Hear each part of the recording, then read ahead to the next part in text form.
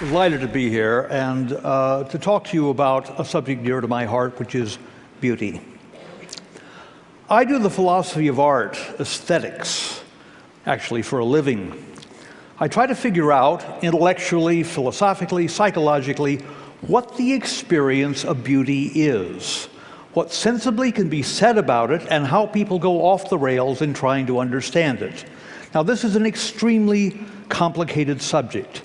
In part, because the things that we call beautiful are so different. I mean, just think of the sheer variety. A baby's face, Berlioz's Harold in Italy, movies like The Wizard of Oz or the plays of Chekhov, a Central California landscape, a Hokusai view of Mount Fuji, Der Rosenkavalier, a stunning match-winning goal in a World Cup soccer match, Van Gogh's Starry Night, a Jane Austen novel, Fred Astaire dancing across the screen. This brief list includes human beings, natural landforms, works of art, and skilled human actions. An account that explains the presence of beauty in everything on this list is not going to be easy. I can, however, give you at least a taste of what I regard as the most powerful theory of beauty we yet have. And we get it not from a philosopher of art, not from a postmodern art theorist or a bigwig art critic.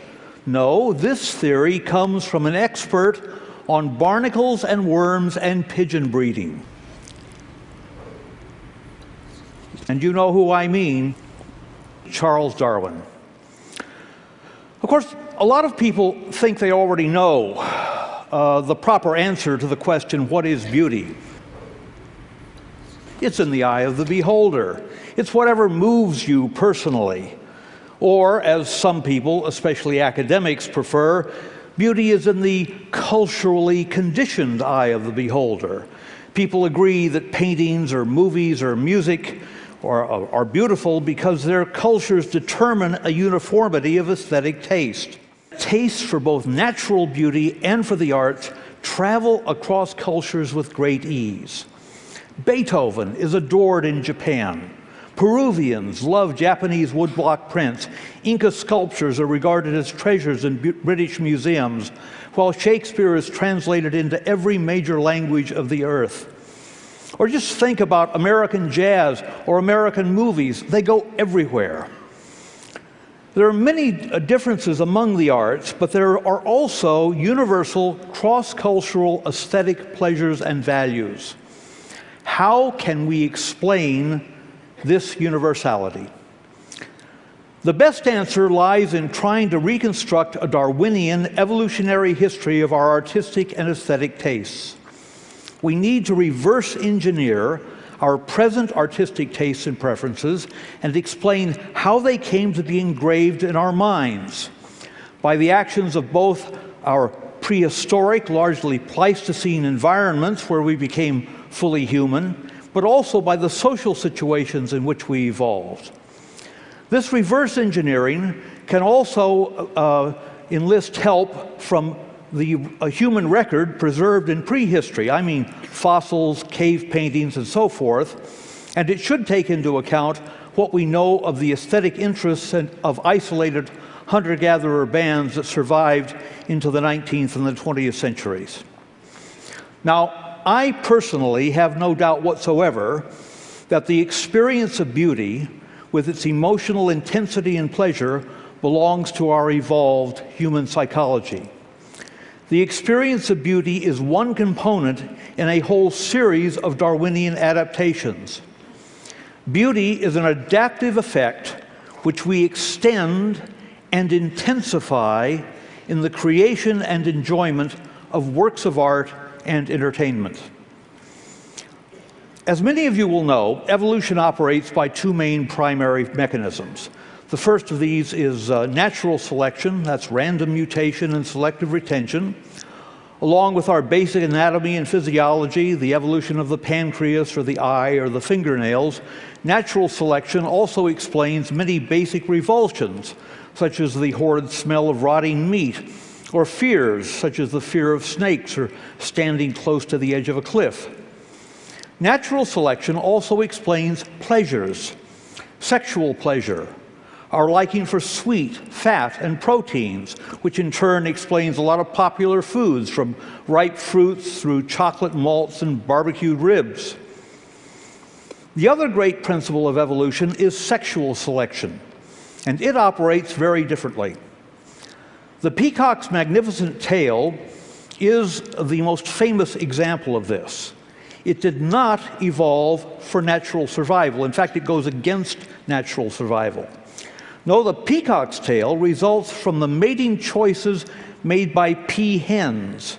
It's quite a familiar story. It's women who actually push history forward. Darwin himself, by the way, had no doubts that the peacock's tail was beautiful in the eyes of the peahen. He actually used that word.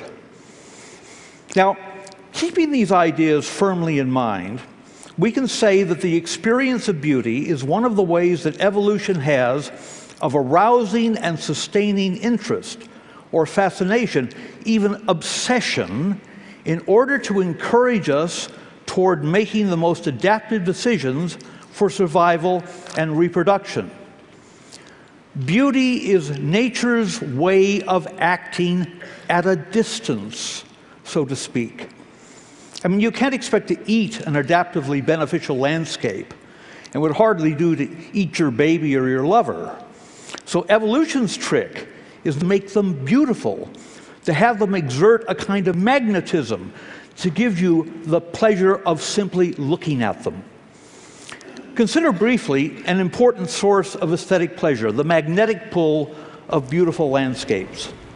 People in very different cultures all over the world tend to like a particular kind of landscape.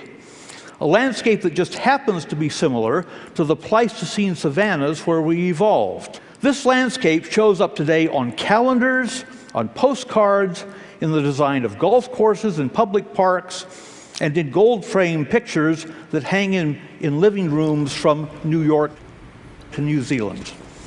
It's a kind of Hudson River School landscape featuring open spaces of low grasses interspersed with copses of trees.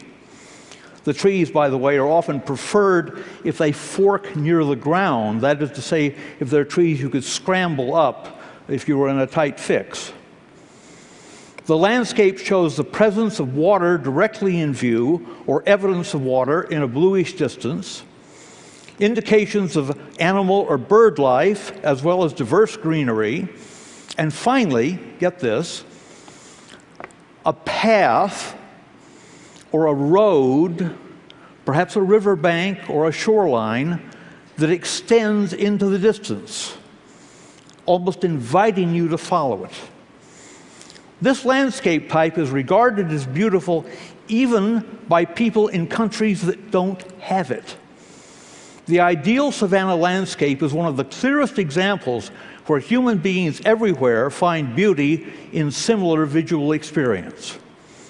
But, someone might argue, that's natural beauty. How about artistic beauty? Isn't that exhaustively cultural? No, I don't think it is. And once again, I'd like to look back to prehistory to say something about it. It is widely assumed that the earliest human artworks are the stupendously skillful cave paintings that we all know from Lascaux and Chauvet. Chauvet caves are about 32,000 years old, along with a few small realistic sculptures of women and animals from the same period. But artistic and decorative skills are actually much older than that. Beautiful shell necklaces that look like something you'd see at an arts and crafts fair, as well as ochre body paint, have been found from around 100,000 years ago. But the most intriguing prehistoric artifacts are older even than this. I have in mind the so-called Acheulean hand axes. The oldest stone tools are choppers from the Olduvai Gorge in East Africa. They go back about 2.5 million years.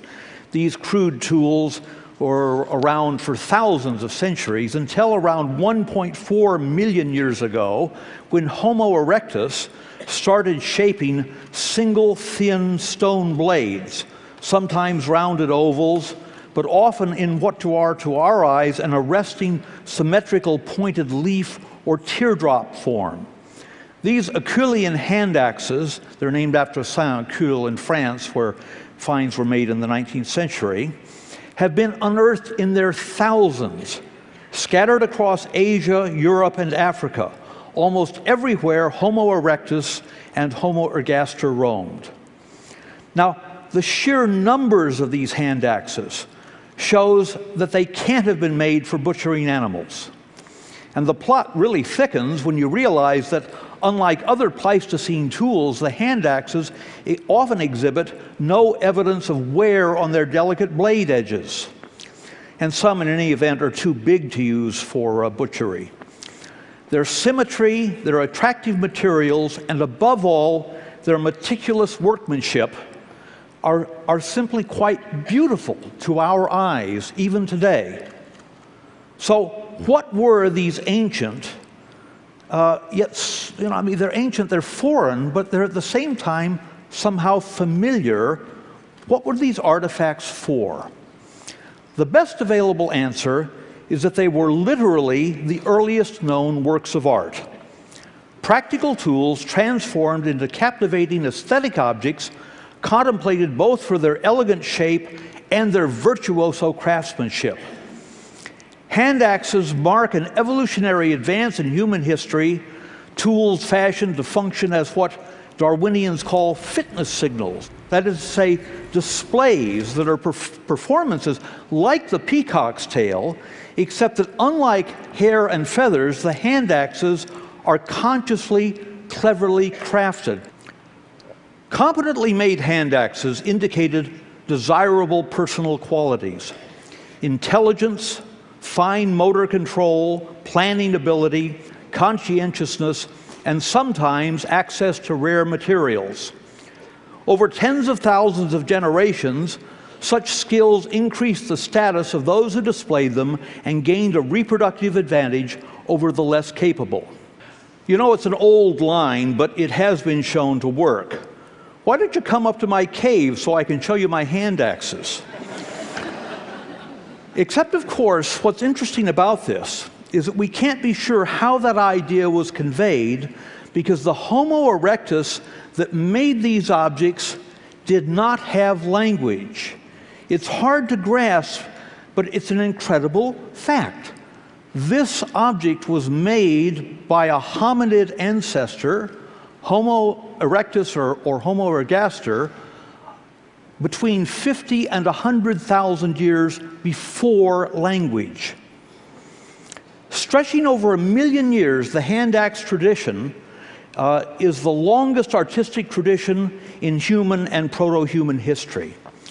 By the end of the hand axe epoch, Homo sapiens, as they were then called finally, were doubtless finding new ways to amuse and amaze each other by, who knows, telling jokes, storytelling, dancing, or hairstyling.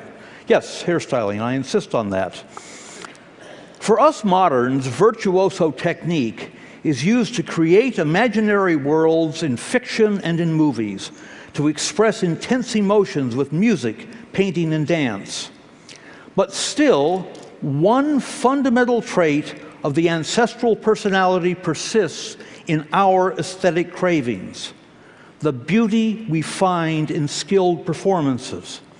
From Lascaux to the Louvre to Carnegie Hall, human beings have a permanent, innate taste for virtuoso displays in the arts. We find beauty in something done well. So the next time you pass by a jewelry shop window displaying a beautifully cut teardrop-shaped stone, don't be so sure it's just your culture telling you that that sparkling jewel is beautiful. Your distant ancestors loved that shape and found beauty in the skill needed to make it, even before they could put their love into words. Is beauty in the eye of the beholder? No, it's deep in our minds. It's a gift handed down from the intelligent skills and rich emotional lives of our most ancient ancestors. Our powerful reaction to images, to the expression of emotion in art, to the beauty of music, to the night sky, will be with us and our descendants for as long as the human race exists. Thank you.